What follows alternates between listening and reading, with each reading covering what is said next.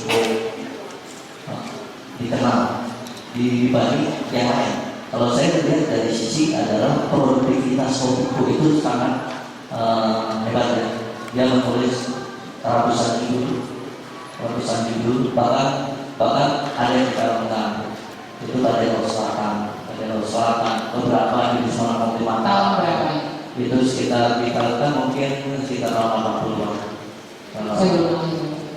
Saya juga baru umur 10 ya.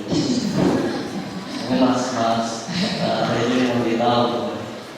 Setahu saya itu kalau tadi saya kita novel itu yang membintangi Didi Yusuf. Iya, itu Badai Laut Selatan. Nah, kalau kita lihat Kopiko sukses, dia sebagai penulis cerita, tapi yang kita kenal dia menulis cerita silat, ya, cerita silat. Di tahun 60-an juga tahun 50-an itu komik booming. Itu komik booming, cerita silat juga booming di situ. Komiknya komik wayang tadi, ada atau sasi. Dan ini nggak perbedaan yang distintif di antara cara narasi mereka berdua. Kalau antara komik dengan kalau antara penerjemah dengan penulis, penerjemah tadi yang OKT itu bisa sebelum G13 saya pakai bahasa Melayu pasar atau Melayu Tiongkok kita kenalnya. Kalau Kopiko itu biasa bahasa Indonesia. Jadi memang beda. Kalau kita baca beda. Transisi dari Kopiko penulis Sandra Silva menjadi komik itu gimana? Kalau kita lihat dari latar belakang komik, tahun 66 itu komik udah mulai turun. Kalau kita bicara komik, 66 komik udah mulai turun. Di situ komik roman yang menguasai. Jadi setelah era kebangkitan komik Indonesia pertama yang didominasi oleh wayang dan komik medan, itu udah mulai berkurang. Dia muncul komik roman yang udah mulai monoton. Jadi komik romannya udah mulai monoton. Ada garis TH yang membuat sikut ada dua hantu, yaitu genre silat, komik genre silat. Langsung di fenomenal saat itu. Industri komik makin banyak lagi ya. Semua yang tadinya Pak Hansel darah bikin roman, dia langsung panggil orang di kalender banyak orang. Jadi Sukomo mulai tahun 72. Dia buat 68, banyak orang di kalender tahun 72.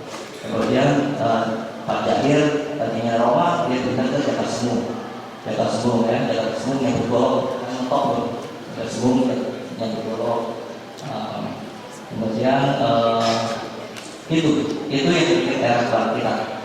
Tapi di awal 70-an, para komik sudah mulai keteteran.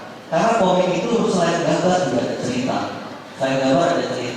Dia keteteran di cerita.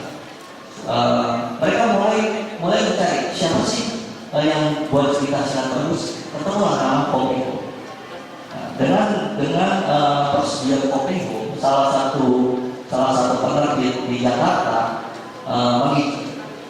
langsung menyuruh ke Pak Komikus bikin komik dari adaptasi dari cerita silat dari novelnya Kopiko, yaitu Chris Pusaka dan Inggris, ya, Badai Laut Selatan dibuat, kemudian Badai Karbon itu juga ada. Mulai itu karena kelemahan komikus kita, dia bisa menggambar tapi cerita yang tak terdengar. Nah di sini dengan bantuan, maksudnya ya dengan melihat naskahnya Kopiko, ya itu komik juga masih terkenal, makin terkenal ya. Terima kasih. Nah mungkin teman-teman semua tadi sudah dibagikan beberapa ilustrasi, bisa dilihat ya di situ. Itu sebenarnya dibawa oleh Makom yang bawa. Boleh cerita ini nggak untuk bantu teman-teman memahami apa sih dalam Jadi mungkin cerita sedikit panjangnya adalah gambar yang dipegang itu dari teman-teman adalah gambar dari seorang bapak bernama Yohanes. Kalau di setiap buku-buku Kopingho itu di halaman pertama ada ditulis oleh Kopingho, pelukisnya adalah Yohanes H. Nah itu gambar-gambarnya ini walaupun kopi yang saya punya itu asli gambar dari beliau. Nah bagaimana saya bisa bertemu dengan beliau dan bagaimana saya bisa mendapatkan gambar itu adalah ini. Waktu saya balik dari studi saya di Jepang tahun 2010, itu saya belajar sesuatu dari negara itu adalah negara Jepang adalah ketika negara atau bangsa mereka sendiri itu menghargai budaya mereka sendiri dan menghormatinya. Negara dan bangsa itu akan menjadi satu bangsa yang besar, satu negara yang besar. Contohnya maksud saya begini, saya sebagai orang yang studi di luar itu banyak kalau ketemu orang-orang dari luar, mereka selalu membanggakan negara-negara mereka sendiri seperti dari China, dari negara yang lain. Jepang ini seperti apa nih Bang? Komik Jepang kalau sekarang kayak Bleach, Naruto gitu, mungkin ada yang tahu. Nah, cuma maksudnya jadi ya bangsa besar. Nah, waktu saya ketemu sama teman-teman sekawan Indonesia di Jepang, itu joke-nya pasti berdarahnya pasti menjelekkan orang Indonesia sendiri. Misalnya, oke ada 3 orang gitu, orang Cina, orang Indonesia, orang nanti pasti orang Indonesia paling kesian dan akhirnya kita sendiri ketawa. Kebanyakan joke-nya gitu, orang Indonesia yang paling bodoh dan paling apa tuh, akhirnya kita sendiri ketawa. Nah, saya agak sedih dan kenapa kita harus tertawa akan teman-teman kita sendiri. Kenapa bangsa-bangsa lain kalau bercanda nggak ada yang bercanda melayani bangsa sendiri gitu. Lalu maka saya pulang, saya mencari waktu ini saya memang mengembangkan aplikasi di iPad dan iPhone. Saya mencari seorang yang representatif untuk diambil dan misalnya dijadikan aplikasi pasar keluar. So, waktu itu yang terkenal Laskar Pelangi ya, dari Jakarta.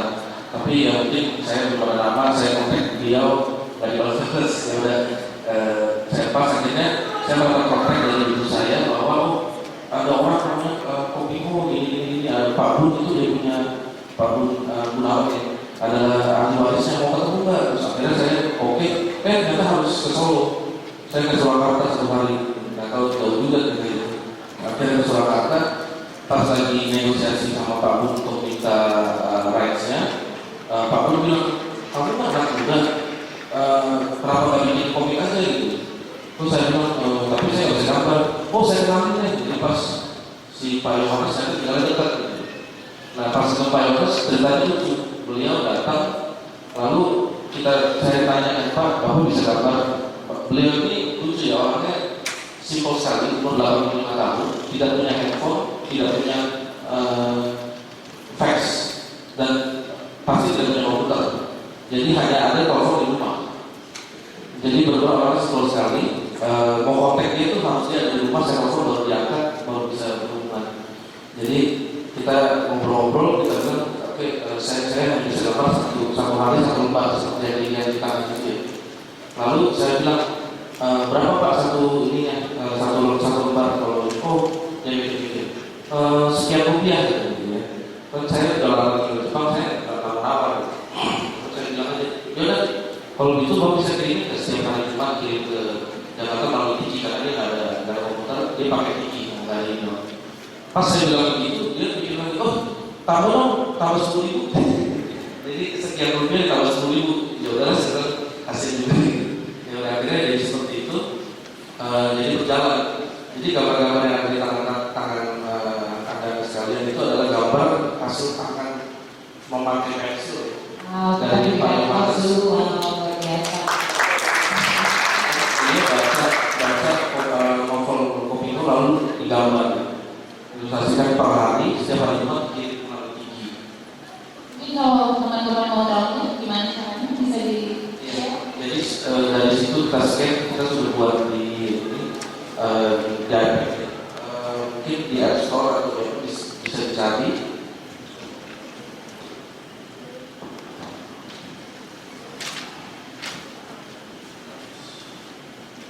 Ini bentuknya jadi seperti ini kalau sudah diaper.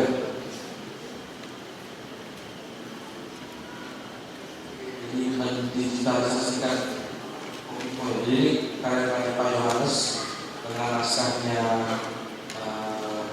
Kominfo sendiri dijadikan dalam versi iPad. Jadi disediakan dengan mengetik Kominfo atau Kominfo Comics untuk comics dia. Ada rencana selain Kominfo, ada rencana serial selat Indonesia lain? Sekarang ini ya sedang mencari sih.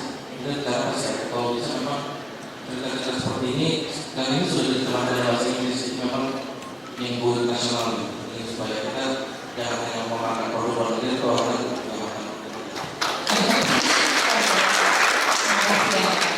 Nah, kita sudah dengar dari Pak Andi, Mas Anton tentang apa sih kisah dibalik bagaimana beliau kembali mempopulerkan Kominfo dan bagaimana Pak Andi melalui komunitasnya terus mempromosikan siapa itu Kominfo, apa karya-karyanya. Mungkin dari Pak Tejo bisa share perbedaannya komik serta novel di masa itu dengan kalau kita harus bandingkan dengan karya-karya sekarang adalah kayaknya di masa itu kayaknya cerita dan cerita apa.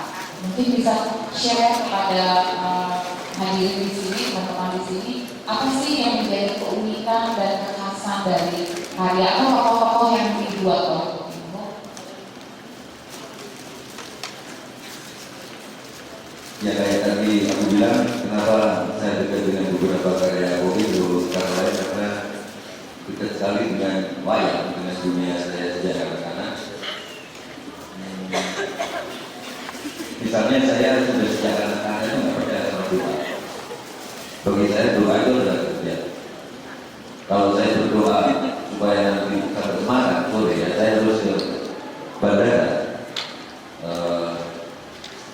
Atau saya harus bikin sedemikian sehingga dapat dia pun dari Semarang. Kalau enggak mau bayar hotel. Kalau saya berdoa supaya kemudian saya beli kayu atau berdoa supaya kemudian roh beri fondasi. Nah itu sangat roh sama beberapa. Cuma saya minta maaf